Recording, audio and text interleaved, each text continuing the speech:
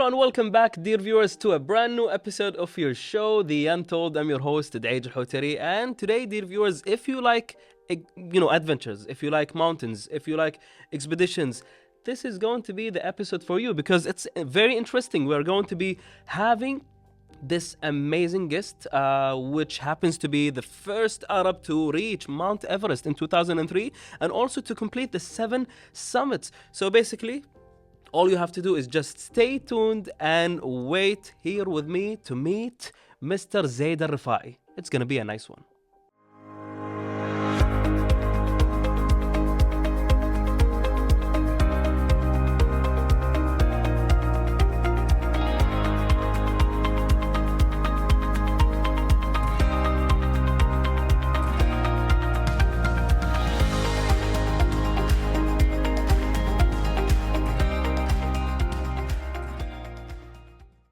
All right, welcome back, dear viewers, and of course, welcome to the studio, Mr. Zaid Alrefai. How are we doing today?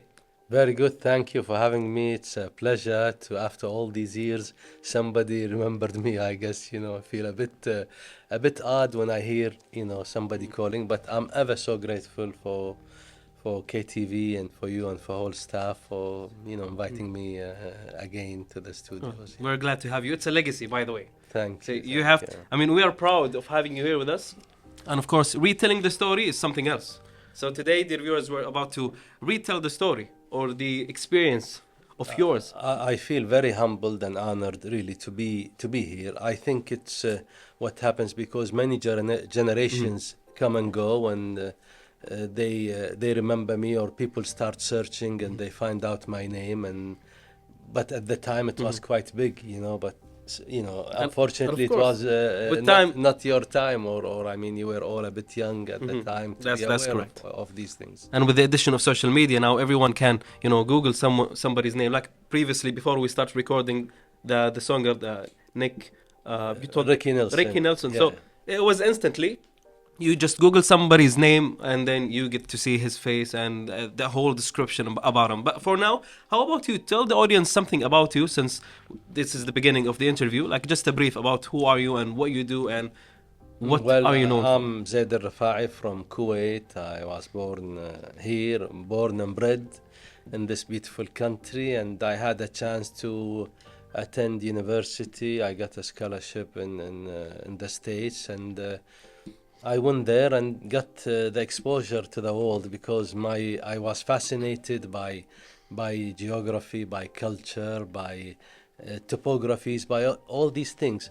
But above all, what I'm intrigued is by I have a passion for curiosity.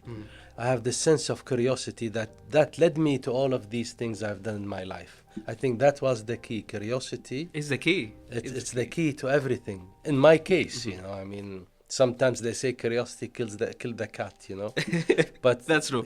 Thank God I'm still alive. Well, it led you to something very beautiful, and Sure. which lead us to the question says, what inspired you actually to become a mountaineer? I don't think one can become a mountaineer. Everything starts gradually. When you start going hiking or skiing in the winter. Now skiing is quite popular for Kuwaitis, but I'm telling you that was over 40 years when I attended university. I was going because we had classmates from the States, and we used to go skiing in the Colorados or Fun times. in New England. Or another they go to the Sun States, like they go to Daytona Beach or Florida. Everybody chases their what they are missing. So I was fascinated by mountains and by skiing and by topographies and by forests and by rivers, lakes, Nature. all of nature. Everything just kept pulling me toward mountains. Is it because we had nothing to do back then? We, as you in their generation. No, I had so much to do. I was in university, but I'm just, some people chose different sports. So I chose to chase mountains and climbing and hiking. And everything happens gradually. So, start hiking small mountains, treks, forest, national parks. And I kept searching. But, now I told you about some guy and you just searched over Yep. Google. But before, I have to go through either search engines where magazines or newspapers Magazines were. or correspondent with some, figures or national parks, and they give you back the answers, and that's how it went, And Yeah, it was difficult. Yes, it was difficult back then. it wasn't difficult back. It was difficult, but I mean, it was doable. It was Yeah. doable, but it takes time. Sure, sure. This is, I guess, Sure. the most proper way Exactly. to explain. Exactly. All right. So, can you tell us about your first climbing experience? How was it? I, Where was it? I couldn't pinpoint one, but I think I went to Cyprus. I was 16 years old. I took my passport from my mother. I told her I want to go to the sports center in Kuwait for register swimming courses. And I took my passport and I bought a ticket to go to Cyprus because I saw a picture of a mountain, a cover on a tour agency, travel agency. And imagine I went to the guy, to the agency, and I asked him I want to book this place because I have to lie. I said my parents are there in Cyprus, and then is there was no visa at the time. So I attended. I went to the mountain and I took a cab. I came and I saw Mount Troodos. I will never forget. This is my first encounter as seeing a mountain because, as you know, Kuwait or the surrounding countries, we don't have like big mountains. Not anyone can do what you did. But a You need to be mountain careful. with the snow, I mean, it was fascinating. So when I looked at this place and I said, I know what I'm doing. I know what I'm chasing now, So it was then it was my long life dream to chase all these mountains and to climb and to ski or to do And whatever. You did this alone, by yourself? Yeah, all alone. Then I climb with friends, Then you go to America, normally you join groups or you have expeditions or when I moved back to Switzerland or I went to Switzerland, I joined climbing clubs or Club Aventure, adventure clubs in France, and you gather, you call what you are doing this weekend, or we climbing Les Ouches, we climbing Mont Blanc, we climbing Bernina. They find mountains and they set up the group, They and have a we plan go. and- yeah, and plan items. and what you need, you bring your food, your ropes. I mean, All the equipment's all needed. the equipment's needed, and normally you are with experienced guides, and slowly, gradually, Yeah, you can't take a risk alone. You have to be in a group. Do we have groups here in Kuwait?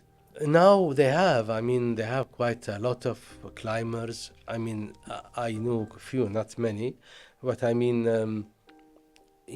quite. I mean, for a small country, yes, we start to have Nice. good climbers, rock climbers, indoor wall climbers. I mean, يعني, See, but I'm out of the, scene because, as you know, I'm not.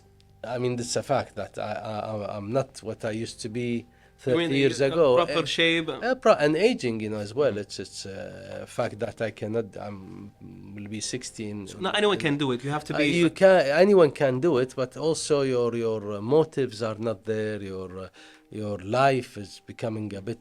Time is not on your side. I mean, a lot of things. Before I was free, I was single. I had no responsibilities except my work and my climbing Fair passion. Yeah. Fair so. All right. So there's also another That interesting. doesn't mean you don't get married and have kids. I mean, just didn't work out for me. I mean, it worked out for me when I was It could. single. Yes, yeah. it could. It could. Yeah. I mean, it's funny because 2 years ago I started hiking. This is the first thing, and I'm like 30 now. Mm-hmm. I'm 30. So basically, you mentioned at 16 you went for the first experience Yes, in a mountain. a first encounter encounter. as a skiing holiday. But my first encounter with mountain and snow. But then you get many counters, but every counter is like the first time. Mm-hmm. And you still have Every the mountain. image. You still see it for the first time. Yeah, and every mountain you see it's different. Every mountain. That's why you keep chasing mountains. It's How about Mount Everest? that's like- another story. This is like the most interesting part. I want to know about the preparations. How did it come to that? The idea came to you. What happened? The age is not fair. Ali told me we only have 13 minutes to speak. This will take us ages to finish. Give with us it. the untold. I mean, Virgin. it's Mount Everest. It's a big mountain. It takes a lot of preparation. It takes time. It takes money. It takes mental fitness, not only physical. I think people always spoke about the mountain, but nobody spoke about how you get, you know, how you become ready for it. You're never ready for any mountain, really. But you try to do your best. You try to exercise. You try to have you know, a good diet. You address all the problems you need. And I had many problems at the time. You know, I have. Is it lack of equipment or? No, not lack of equipment. I mean, fitness. You try to stay fit. You try to stay, you know, medically free. You know, I have one flat foot, one not. So this is always a obstacle, a problem. You know, and then equipment, time. It takes time. That's why now it's easier. Most of our friends or the climbers, they have time because.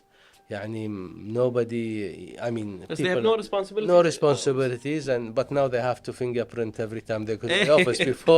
Before none of them did. So it's you have time, and then you have you know, all of these things that facilitate you to climb, and then it doesn't mean it's easier now or it's always difficult. But Everest, it's a special case because to climb it takes you 2 months anyway to do the climb itself. Wow. And then to prepare for it, it takes you it took me either years. Years to prepare? Yeah, maybe 2 years, I think, or 3 years, because I was climbing. I mean, I climbed many mountains before and after.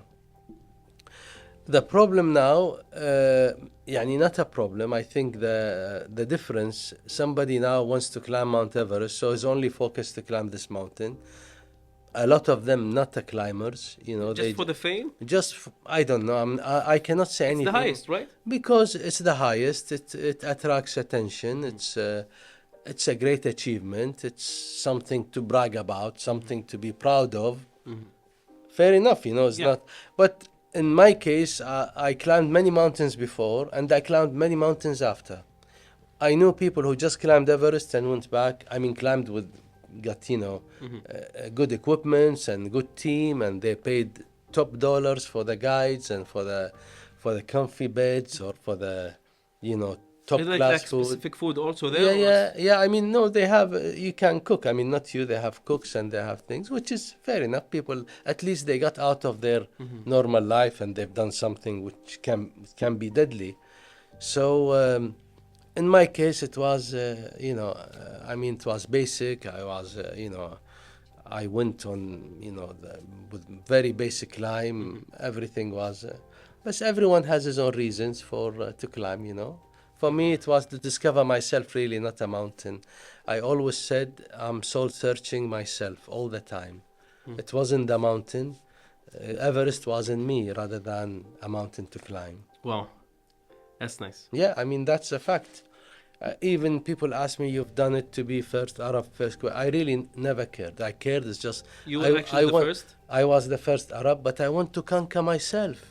I want to just challenge myself. It's Everest, it's me was you Everest. Did it because you want to do it. You didn't want to do it just to take photos and post you know, it. Even with, I told you, with social media, you know, sometimes somebody make me follow. I say, why they want to follow me for, you know, what's for, you know? I have nothing to sell, nothing to offer, nothing to, you know. I don't have a product, but I have a legacy. Yeah, I mean, let people decide a legacy, Zaid, not me, you know. Let people decide. I mean, at least the people here in the room, they appreciate what you did. Yeah, I'm grateful just for you inviting me. You know, when Ali called, I feel, honestly, because even said I'm not going to do any more interviews because I've done many years ago.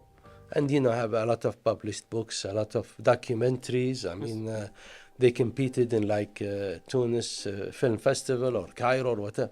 But I'm done with it. It's a turn, you know, they say in French, tourne la page, you know. Tourne la page. Turn the page and it's behind me. But the soul searching continues. Nice. All right. This is very interesting, actually. We have a lot of questions, but definitely we will not have enough time for that. Yeah. But for now, let's take this quick break, and then we'll be back to ask more. Sure. Thank you.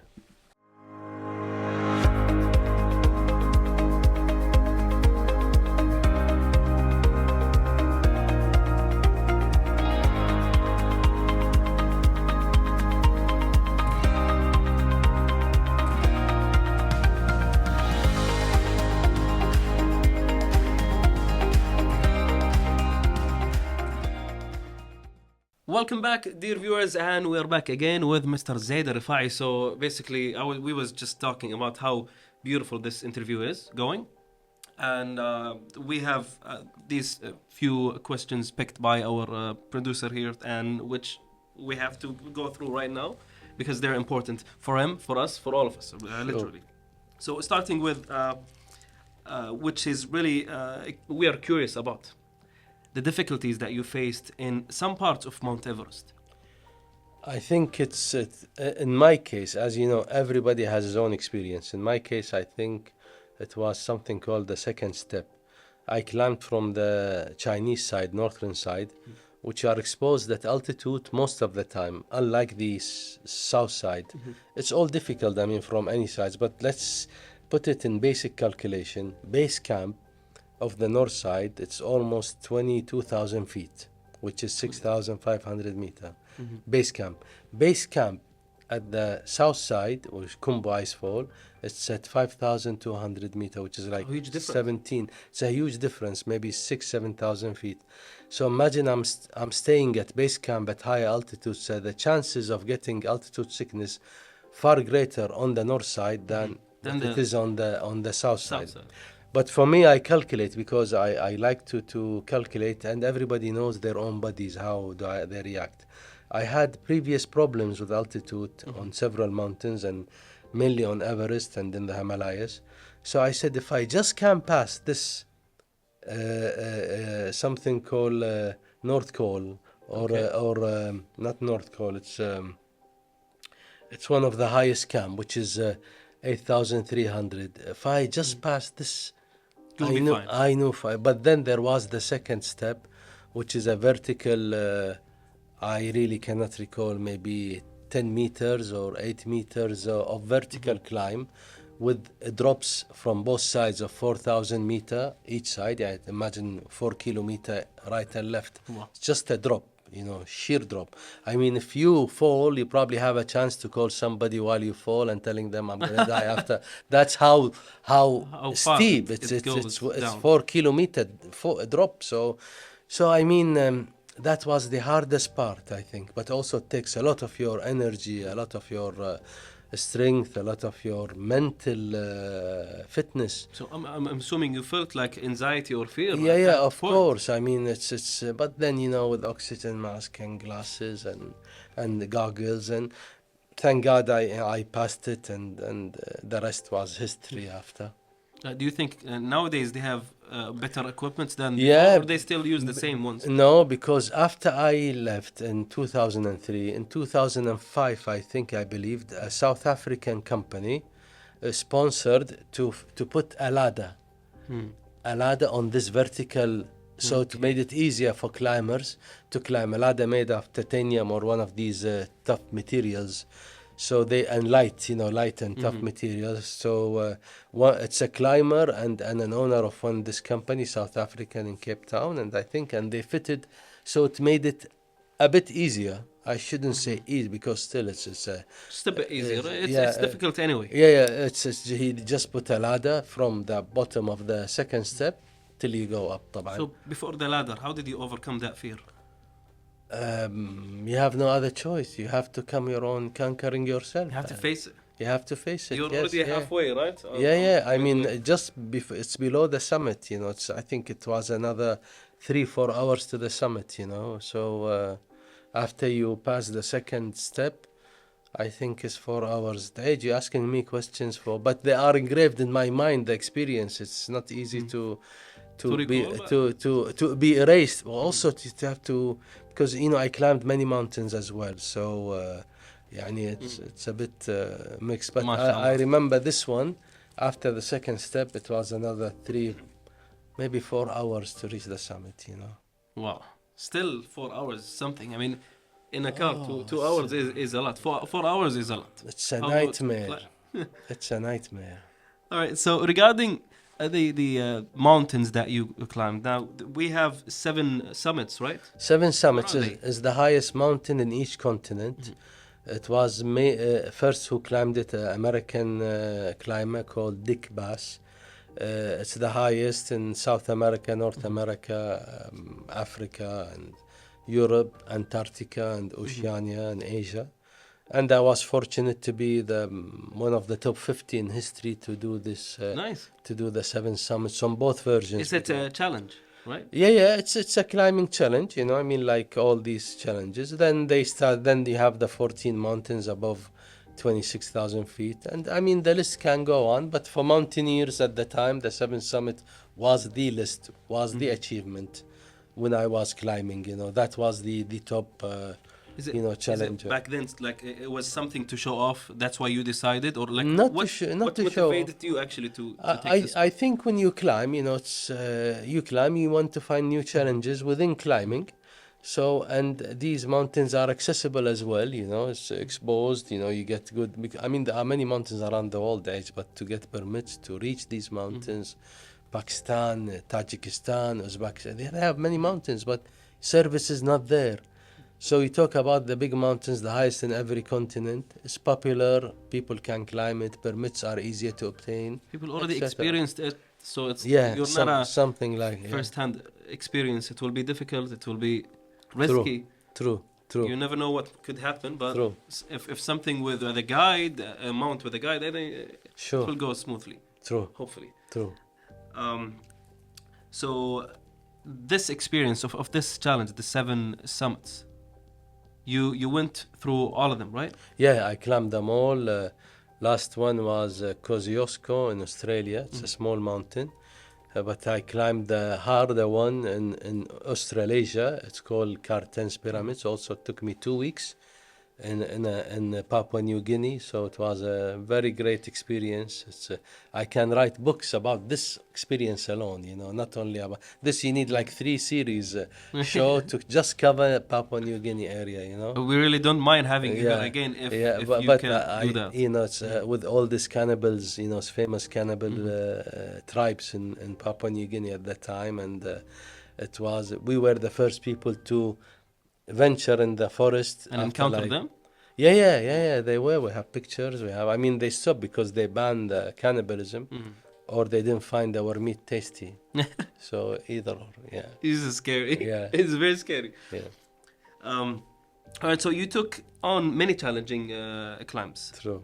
through way high end mountains, but when it comes to high altitude, as you mentioned previously, you have to go through, you know, a lack of oxygen. So how You can have you to deal with that? At the age, you have to acclimatize with altitude, with same as you go dive deep in the forest in the In the water. water. So the same thing with altitude. I think it's just you need to do it gradual until your lungs or your blood vessels, blood cells Get used to it. get used to carry more oxygen, the white blood cells, because the more you are exposed to altitude, slowly, then your blood, your brain will send signals to your blood cells to carry more oxygen, and that's how you do it, you know.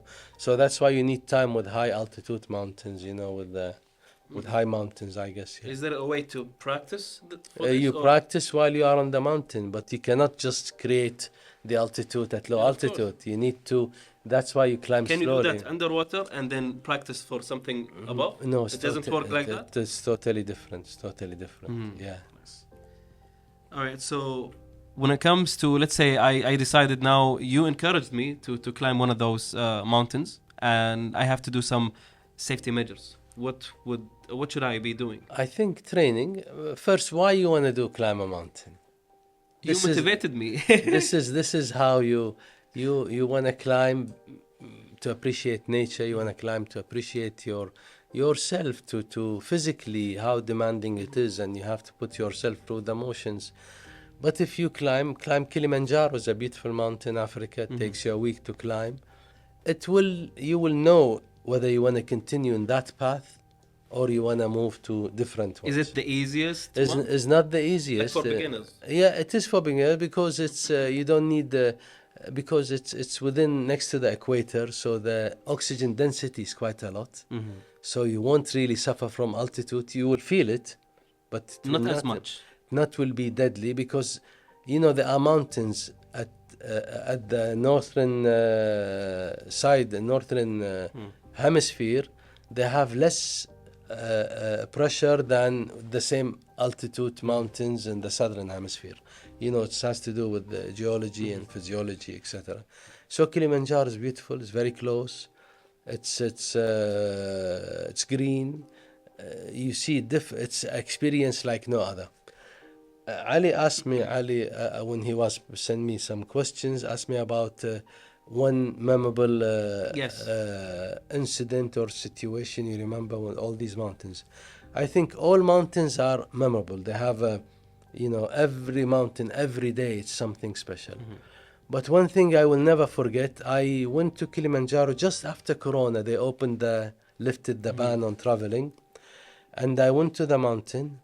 So that was like 4 years? 4 years. That was, I think, I climbed 2 more mountains after, and I said, bastante, finish. I will not climb anymore, because it was my last mountain in Indonesia.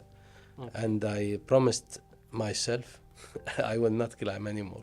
Is it because of the experience? No, or- I guess becoming tired, really, so I think I got scared. Maybe something bad happened No, or a bad experience. it was start to become difficult at the age, and I'm not enjoying it as much as I used to, because, as I said, physically I'm not in the same shape. Again, you talk about 35 years span of climbing, so, or maybe more, I think 40, so it means your body is just can't take altitude as I used to. So I went to this mountain, and it was the mountain empty. Tanzania was empty because COVID, everything was locked down. And I went to the mountain. I was the first with 60 porters, 60 assistants, porters to carry my luggage, and I only have one. They have no business. These people were surviving That's on sad. as becoming porters. So when I came with my small bag and I saw all this, where are the group? So I said, I took them all with me, and because they had no source of income except carrying stuff for climbers. And that was one of the situations that is very hard to forget too. In that situation, sorry to cut you off, you're saying you were the only one? So Only one on the you mountain. that would be scary, because No, you have to have someone Yeah, with you. but I had 60 porters. They were there. They as were well. there with me in the camp, So imagine I'm there and you have 60 porters waiting for me to decide when I'm gonna wake up, when I'm gonna climb, when I'm gonna put my luggage. So it was a weird situation because they had no business. I was the only one there, and that was a very memorable, I think, climb at the time. Yeah. Oh, that's Yeah. story to tell. Yes. So many situations, but as I said, time is not on our side here. But you have had your chance. You completed. You had these achievements, and I think you're proud of yourself. So we are. We are proud of what you have done, and that's why me and Ali right now we're thinking about taking some advice from you before we conclude this interview regarding if we want to start mount climbing. I think it's you decide what you want to do. I think it's a good experience. It's an add-on. Whatever you will do, it will be a plus in your life to climb. It doesn't have to be a big mountain, or doesn't have to be a famous mountain. It doesn't have to be you the first or last. It's you and yourself. To be dependent on yourself, to understand the value of water, to understand the value of your necessities, to understand the value of protecting nature. These things will add to your own character and your own self, and that is the key to all of these things, rather than climb a mountain. Thank you so much for the advice and for being here with us. Thank you. We have reached the end. So, but before we conclude, we always take this quick break before we wrap the episode. So, thanks a lot, and of course, stay with us, dear viewers. We will be back to end the episode.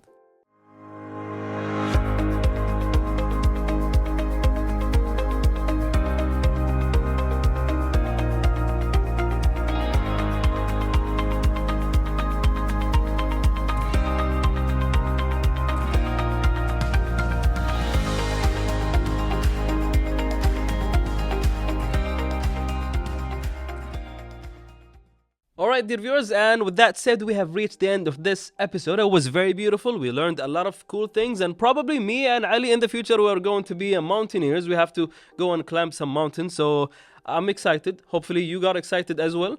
But if you decided to do so, take the safety measurements and prepare yourself before doing anything in the mountains because it's risky and dangerous. All right.